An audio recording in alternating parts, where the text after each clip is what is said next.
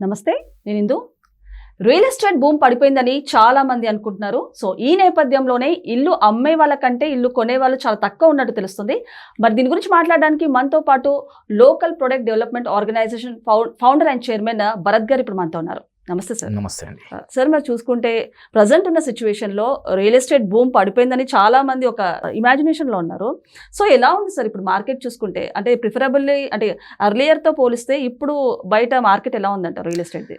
So market కంటే before అండి, sir మెయిన్గా లోకల్ ప్రొడక్ట్ డెవలప్మెంట్ ఆర్గనైజేషన్ అనేది ఏంటంటే ఎందుకు స్థాపించబడ్డదంటే సాంస్కృతి సాంప్రదాయాలు, స్థానిక ఉత్పత్తులు, మళ్ళీ స్థానిక వ్యాపారస్తులను కాపాడుకునే దిశగా అదే మాదిరిగా ప్రతి ప్రొడక్ట్ అంటే ఎవరు ఏది తయారు చేసినా కానీ కూడా వాళ్ళకి మార్కెట్ అనేది ఉండాలి అనే నెపంతో ధ్యేయంతో మొదలుపెట్టినటువంటి సంస్థ local product development organisation. So దాంట్లో భాగంగా ఈ మధ్య కాలంలో ఏంటంటే రియల్ ఎస్టేట్ పడిపోయింది, రియల్ ఎస్టేట్ డమాల్ ఇలాంటి క్యాప్షన్ చూసినప్పుడు వల్ల నాకు ఒక బాధ అనిపిస్తుంది. దాని ద్వారా ఎలా అనిపిస్తుంది అంటే నిజంగా రియల్ ఎస్టేట్ అనేది ఏంటిది? Real estate is nothing but dealing with land. So land అనేది ఎక్కడి నుంచి వచ్చిందంటే మనకి ప్రకృతి ఇచ్చింది. సో కులు కుతుబ్ షా గారు మన హైదరాబాద్ నగరాన్ని నిర్మించేటప్పుడు కూడా మనకి ఇంతే ల్యాండ్ ఉంది. ప్రస్తుతం మనం ముఖ్యమంత్రుల దగ్గర కూడా అంతే ల్యాండ్ ఉంది. సో ఇది ఎవరు కూడా మ్యానుఫ్యాక్చరింగ్ చేసేది కాదు. అలా ల్యాండ్ని మ్యానుఫ్యాక్చరింగ్ చేసేది ఉందంటే అదాని అంబానీలు ముందు వరుసలో ఉండేసి కూర్చొని ల్యాండ్ని మ్యానుఫ్యాక్చరింగ్ చేస్తారు. సో ఈ ల్యాండ్ అనేది ఒక నిజంగా చెప్పాలంటే వెలకట్టలేని భూమి. మీరు దేనైనా కూడా వెలకట్టచ్చేమో కానీ భూమిని మాత్రం వెలకట్టలేరు. సో ఇది పడిపోతుంది, ఇదంతా కూడా ఏంటంటే మిత్, ఇదంతా కూడా false propaganda. Please make this point అండి, this is myth and false propaganda. So ఎందుకంటే జనాలు పెరుగుతున్నారు, జనాలకు తగ్గట్టు ల్యాండ్ పెరగట్లేదు. సో మనకు స్వతంత్రం వచ్చిన తర్వాత మన రాష్ట్రం 1956 నవంబర్ 1 చీఫ్ మినిస్టర్ నీలం సంజీవ్ రెడ్డి గారు ప్రమాణ స్వీకారం చేసినప్పటి నుంచి ఇప్పటి ప్రస్తుత 2 రాష్ట్రాల తెలుగు ముఖ్యమంత్రులు వరకు వాళ్ళు అభివృద్ధి చేయాలనేసి ప్రమాణ స్వీకారం చేస్తారు. ప్రతి రంగాన్ని కాపాడుకోవాలనేసి వాళ్ళు ప్రయత్నిస్తారు. దాంట్లో భాగంగానే వాళ్ళు వాళ్ళ యొక్క ప్రమాణ స్వీకారం కానివ్వండి, వాళ్ళకి ప్రజలు ఇచ్చినటువంటి మ్యాండేట్ని బేస్ చేసుకునేసి వాళ్ళు ముందుకెళ్తుంటారు. సో ఇప్పుడు రియల్ ఎస్టేట్ సంబంధించినటువంటి వ్యవహారాలలో ఎలా అంటే ప్రతి ఎన్నికల ముందు ఒక 6 నెలల ముందు, దాని తర్వాత 6 నెలల తర్వాత మనకి డౌన్ ఫాల్ అనేది ఉంటుందండి. అండ్ దాని తర్వాత కూడా ఇంటర్నేషనల్ మార్కెట్ అనేది కూడా మనకి ఇవన్నీ కూడా కలిసి వస్తాయి. సో అవంతా కూడా కామన్ సబ్జెక్ట్. కానీ ఇక్కడ నేను ఇంతగా లోకల్ ప్రొడక్ట్ డెవలప్మెంట్ ఆర్గనైజేషన్ ద్వారా చెప్పదలుచుకుంది ఏంటంటే 2 తెలుగు రాష్ట్రాలలో ఉన్నటువంటి తెలుగు ప్రజలు వాళ్ళ చేతుల్లో 60% ల్యాండ్ అనేది ఉండాలి. 60% ల్యాండ్ అనేది ఉంటే ఏంటంటే భాషని కాపాడుకున్న వాళ్ళని అవుతారు, రేపు పొద్దున రాష్ట్రాలను కూడా కాపాడుకున్న వాళ్ళని అవుతారు. సో ఇది ఇప్పుడు ఏంటంటే తగ్గినప్పుడు ఇన్వెస్ట్మెంట్ చేసేది డబ్బు ఉన్న వాళ్ళు ఇన్వెస్ట్మెంట్ చేసి రంగాన్ని కాస్త ఆదుకోవాలి. దాంట్లో ముందు వరుసలో ఉండాల్సిన వాళ్ళు గవర్నమెంట్ ఎంప్లాయీస్. సో ఎందుకంటే వ్యాపారాలు నడిచినా నడవకపోయినా కానీ కూడా గవర్నమెంట్ ఎంప్లాయీస్కి శాలరీస్ వస్తాయి. అండ్ దాని తర్వాత వాళ్ళకి అన్ని విధాలుగా సర్కార్ అండగా ఉంటుంది ఎక్కడున్నా కానీ. సో వాళ్ళు ఇన్వెస్ట్మెంట్స్లలో తగ్గుతుంది అని వెయిట్ చేస్తూ అలాగే స్తబ్దంగా ఉన్నారనుకోండి, వేరే వాళ్ళు వచ్చి కొనే పరిస్థితి ఉంటుంది. అలాంటి కళ్ళ ద్వారా చూసిన వ్యక్తినిగా నేను చూసిన విషయాన్ని మీకు చెప్తున్నాను. సార్, మీరు చెప్పినట్లు చూస్తే ఇప్పుడు ప్రజెంట్ చూసుకుంటే ఇల్లు అమ్ముదామన్నా కొనేవాళ్ళు చాలా తక్కువ మంది ఉన్నారు. అంటే అంతకుముందు చూస్తే చాలా ఎక్కువ మంది ఉండేవాళ్ళు కొనేవాళ్ళు. ఇప్పుడు అమ్ముదామన్నా కొనేవాళ్ళు అసలు కనపడట్లేదు. ఏ రకంగా చూసుకోవచ్చు అంటారు దీన్ని? సో కొనేవాళ్ళు ఉన్నారండి, లేరని కాదు, ఇంకా తగ్గుతుందేమో చూద్దామనేసి ఉన్నారనమాట. ఓకే, ఇంకా తగ్గుద్ది ఏదో. ఎందుకంటే న్యూస్ ఛానల్స్ ఓపెన్ చేసినా కానీ కూడా ఎక్కడ చూసినా కానీ కూడా మీకు ఒకటే వార్తలు వినబడుతుంది అంటే రియల్ ఎస్టేట్ పడిపోయింది. సో వాస్తవానికి మన రిజిస్ట్రేషన్స్ వైజ్గా మీరు లెక్కలు చూసుకుంటే ఎక్కడ కూడా తగ్గలేదు రిజిస్ట్రేషన్స్ కానీ. సేమ్ ప్రైజెస్ ఉన్నాయి. సో ఆదాయం తగ్గిందంటే ఆదాయం తగ్గలేదు. టాక్ ఎందుకు వచ్చింది సార్? అంటే జనాల్లోకి demand and supply. Okay, demand కంటే సప్లై ఎక్కువ అయిపోయేసరికి ఇలాంటివి వస్తుంటాయండి. సో మనకు ఒక 5-6 months ఆర్ఎల్స్ 1 year 2 years తర్వాత మళ్ళీ సర్దుకపోతుంది, ఓకే. అని మార్కెట్ పుంజుకుంటుంది. అంతా హైదరాబాద్ అని మాట్లాడుతున్నారండి. అమెరికాలో రియల్ ఎస్టేట్ ఏమైనా బాగుంది అనుకుంటున్నారా మీరు? నంబర్ ఆఫ్ హౌసెస్, మీరు ఒక్కసారి అక్కడ రియల్ ఎస్టేట్ కంపెనీస్ని ఒకసారి మీరు ఒక డీటెయిల్స్ తీసుకొని చూడండి. Number of houses house for sale అని ఉంది. హౌస్ ఫర్ సేల్, రీసెంట్ గా మా వాళ్ళు వెళ్ళి స్కై స్క్రాబర్స్ లో కానివ్వండి 40 to 50% సేల్ అయ్యి 50% ఇంకా సేల్ కాక కొన్ని ఇయర్స్ నుంచి ఉన్నాయి అక్కడ. Not only Hyderabad, it's internationally real estate అనేది చాలా మంది ఫేస్ చేస్తున్నారు.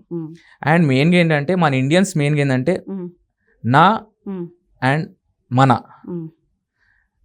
స్వార్థం, నాకంటూ ఒక ఇల్లు ఉండాలి, నేను నా అనేది ఎక్కువ ఫీలింగ్ ఉంటుంది. సో దాంట్లో ఏమైపోతుందంటే మెయిన్గా అక్కడ పర్చేస్ చేసేదంతా చూడండి మీరు ఇప్పుడు రీసెంట్ టైమ్స్లో ఇక్కడ ఏం కాస్ట్ అయితే ఉందో ఇల్లు సేమ్ అదే కాస్ట్ అక్కడ వాళ్ళకి ఇల్లు వస్తుంది. ఇప్పుడు ఈ మధ్యకాలంలో చాలా మటుకు చూడండి, మేము హౌస్ వార్మింగ్ సెరమనీకి యూఎస్ వెళ్ళేసి వచ్చామనేసి చాలా మటుకు చెప్తున్నారు. చాలా వింటున్నాం కూడా. Yes, before that it was not there. Nowadays it's been very common thing. ఎందుకంటే మా కళ్ళ ముందే మేము ఇల్లు కొనుక్కున్నాం అనేసి వాళ్ళకు ఒక ఫీల్తో అక్కడ ఇన్వెస్ట్మెంట్ చేస్తున్నారు, అక్కడ డబ్బును అక్కడ ఇన్వెస్ట్మెంట్ చేస్తున్నారు. అండ్ విదేశాలలో ఇండియన్స్ అత్యధికంగా, ఎందుకంటే మాకంటూ ఒక సొంత ఇల్లు ఉండాలనేది కోరిక చాలా ఉంటుంది మనకి. స్పెషల్లీ ఇండియన్స్లో, అందులో తెలుగు వాళ్ళకు నాకు సొంత ఇల్లు ఉండాలి ఈ భూమి మీద అనేది. ఎందుకంటే కిరాయి ఇంట్లో ఉన్నాము ఒక అందరి కళ, ఇల్లు సొంత ఇల్లు కట్టడం అనేది ఒక కళ. సో దాన్ని చేసుకోవడానికి మనం బ్యాంక్స్ లో ఈఎంఐస్ ద్వారా కానివ్వండి, లోన్స్ ద్వారా కానివ్వండి, మనం చాలా కష్టపడి దాన్ని మనం సాధించుకుంటాం యాక్చువల్గా. సో సార్, ఇప్పుడు మనం చూసుకుంటే మీరు లోకల్ ప్రొడక్ట్ డెవలప్మెంట్ ఆర్గనైజేషన్ అయితే స్టార్ట్ చేశారు. యాక్చువల్ గా మెయిన్ గా దీని మోటో ఏంటి, అండ్ మీరు మా ప్రేక్షకులకి ఎలాంటి గైడ్ లైన్స్ ఇవ్వాలనుకుంటున్నారు? సో మెయిన్గా అదే చెప్పేది ఏంటంటే, లోకల్ ప్రొడక్ట్ డెవలప్మెంట్ ఆర్గనైజేషన్ అంటే లోకల్సే కాపాడుకోవాలి ఆ ప్రొడక్ట్ని. అవును అవును. ఆ ప్రొడక్ట్ మన చేతిలోకి వెళ్ళిపోయిన తర్వాత చేతులు కాళ్ళంక ఆకులు పట్టుకున్నట్టు ఉండద్దు. This is a simple message I'm giving to everyone in this society who are of this 2 states people. So స్థానికుల చేతిలో స్థానిక భూమి 60% ఉండాలి. సో ఏం చేయాలంటారు ఇప్పుడు స్థానికుల మనోళ్ళు? ఇప్పుడు ఏంటంటే, ఇప్పుడు ల్యాండ్ ఫర్ సేల్ అని ఉన్నది, కొనాలనేసి మీరు వెయిట్ చేసి ఇంకా తగ్గుతుంది ఇంకా తగ్గుతుంది ఇంకా తగ్గుతుంది అనేసి వెయిట్ చేసేసి ఆ పక్కన ఎవరో పరాయి స్టేట్ నుంచి వచ్చి కొన్న దాకా చూసే అలా చేయకుండా పూనుకోవాలి. మీరు కొంటున్నారు, ఎక్కడో ఒక దగ్గర కొంటున్నారు, లేకపోతే బ్యాంక్స్లలో ఎక్కడో ఒక దగ్గర మీరు ఇన్వెస్ట్ చేస్తున్నారు. సో దీంట్లో రియల్ ఎస్టేట్ లో చేస్తే దాన్ని మనం రొటేట్ చేసుకోవచ్చు. ఒక చేతున ఇప్పుడు మామూలుగా అండి, ఎవరైనా కూడా హౌస్ ఫర్ సేల్ అనేది ఎందుకు పెడతారు, లేకపోతే ప్లాట్ ఫర్ సేల్ అనేది ఎందుకు పెడతారు, లేకపోతే మన ఏమంటారు ల్యాండ్ ఫర్ సేల్ అనేది ఎందుకు పెడతారు? Reasons, there might be n number of reasons. దాన్ని మీరు ఎన్కాష్ చేసుకోవద్దు, ఇంకా తగ్గుతుందేమో అనేసి. 1,80,000 దాకా చూడాలి, అంతేగాని 1,50,000 అవుతుందని మాత్రం ఎవరు కూడా అమ్మరండి. Nobody will sale. ఇప్పుడు మీరు అమ్మాయిలు గోల్డ్ లో ఇన్వెస్ట్మెంట్ చేస్తారు, మీరు ఒక 2 years బ్యాక్ గోల్డ్ ఇన్వెస్ట్మెంట్ చేసి ఇవాళ మీరు హ్యాపీగా ఉన్నారా లేదా? ఖచ్చితంగా హ్యాపీగా ఉన్నాం, 100% కదండి. అది కూడా ఇప్పుడు మీరు ఇన్వెస్ట్ చేసేది ఒక 2-3 years వెయిట్ చేయాలి. రియల్ ఎస్టేట్ అలా ఉంది ప్రజెంట్ సిచ్యువేషన్ లో, ఇంతకు ముందు లాగా లేదు. ఎందుకంటే ఇంతకు ముందు ఎలా ఉండేది అనే దానిపైన నేను మీకు డీటెయిల్ గా చెప్తాను.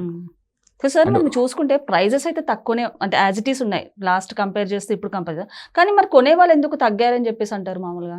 కొనేవాళ్ళు అదేనండి, ముందుకు రావట్లేదు, ఇంకా తగ్గుతుందేమో అనేసి. That is what I'm trying to say. Momentum ఉంది, ఇంకా తగ్గుద్దేమో. అండ్ ఇంకోటి అండి, మెయిన్ గా ఏంటంటే మనకు ఏమైపోయిందంటే చిన్న కాన్సెప్ట్, అంటే డెవలపర్స్ కూడా మర్చిపోయారండి. వెంచర్స్ కానివ్వండి, డెవలపర్స్ కానివ్వండి, చిన్న కాన్సెప్ట్ మర్చిపోయారు. మీరు ఎక్కడైనా కూడా 7-seater ఆటోస్ ఉంటాయండి. 7-seater ఆటోస్ అన్నప్పుడు మినిమం 5 members ఎక్కేదాకా వాళ్ళ ఆటో కదలరు. కరెక్ట్. ఓకే, నేను ఈ విషయం మీకు ఎందుకు చెప్తున్నానంటే అర్థం కావాలని, మీరు 2 times ఈ పాయింట్ అడిగారు కాబట్టి నేను చెప్తున్నాను.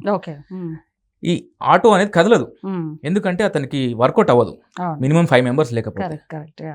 అయితే మనకు IRR, ఇన్నర్ రింగ్ రోడ్ లోపల ఉన్న ఏరియా అంతా ఫిల్ అయిన తర్వాతనే అవుట్స్కర్ట్స్కి వచ్చారు. ఇప్పుడు ORR వచ్చిన తర్వాత ఇక్కడ ఉన్న ఏరియా మొత్తం ఇంకా ఫిల్ కాకముందే వెంచర్స్ ముందుకు వెళ్తున్నారు. సో దానివల్ల ఏమైపోతుందంటే కస్టమర్ టు కస్టమర్ ఒక డిస్టర్బెన్స్ క్రియేట్ అయిపోతుంది. ఇక్కడ ఇన్వెస్ట్మెంట్ చేయాలా, అక్కడ ఇన్వెస్ట్మెంట్ చేయాలా, ఎక్కడ ఇన్వెస్ట్మెంట్ చేయాలి, వీడు ఆలోచించుకున్న లోపలనే రేట్లు పెరిగిపోతున్నాయి. There is a gap. So ఆ సిస్టమ్ అనేది కొద్దిగా తప్పింది. 7-seater ఆటో సిస్టమ్ తప్పిన తర్వాతనే ఈ యొక్క ఒడిదుడుకులు వచ్చాయి.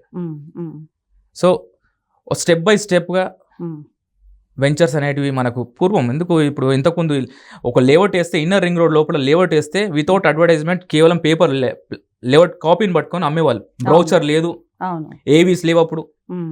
డేస్ టు సెల్ అంటే అప్పుడు మార్కెట్ రేట్ని బేస్ చేసుకుని ఉంటుంది. ఇవాళ ఏముందండి, కన్స్ట్రక్షన్ అవుతుందంటే మీకు కంటైనర్లో కూర్చోబెట్టేసేసి అయ్యే కన్స్ట్రక్షన్ అంతా కూడా ఆ కంటైనర్ ఆఫీస్లో మీకు ఒక ఏవి వేసి ఒక చేతిలో ఒక బ్రౌచర్ బట్టి కరెక్ట్ ఒక 7 years తర్వాత అయ్యే ప్రాజెక్ట్ మీ చేతిలో చూపించి బుక్ చేయండి అనేసి చెప్తున్నారు. It's not wrong, it's the way the business goes, but people should get understood that it will take some time to build that construction. ఆ స్కై రెస్ట్ టవర్ కానివ్వండి, లేకపోతే ఆ విల్లా కమ్యూనిటీ కానివ్వండి. సో ఆ ఓపిక అనే గ్యాప్ తోని disturbances create అవుతున్నాయి. సో అదే అంటారు కదా, Rome is not build in a day అనేసి. సో ఆ గ్యాప్ అనేది, సో ఇన్వెస్ట్మెంట్ చేసిన తర్వాత 7 years తర్వాత హ్యాండ్ ఓవర్ కావడం, లేదా 5 years తర్వాత హ్యాండ్ ఓవర్ కావడం. సో ఇలాంటి గ్యాప్స్ వల్ల కొద్దిగా ఇవన్నీ ఒకటి కాదు, ఇంటర్లింక్ అయి ఉన్నాయి ఇవన్నీ కూడా. సో ముఖ్యంగా మా లోకల్ ప్రొడక్ట్ డెవలప్మెంట్ ఆర్గనైజేషన్ ద్వారా అందరినీ కోరేది అంటే స్థానికుల చేతిలో స్థానిక భూమి ఉండాలి. ఈ ప్రొడక్ట్ ఒకసారి మన చేతుల్లోంచి పోయిన తర్వాత మన కొనలేని పరిస్థితిలో ఉంటాము. అది ఆలోచించుకోమనేసి చెప్తున్నాను విషయం. ఓకే సార్, నమస్తే. నమస్తే.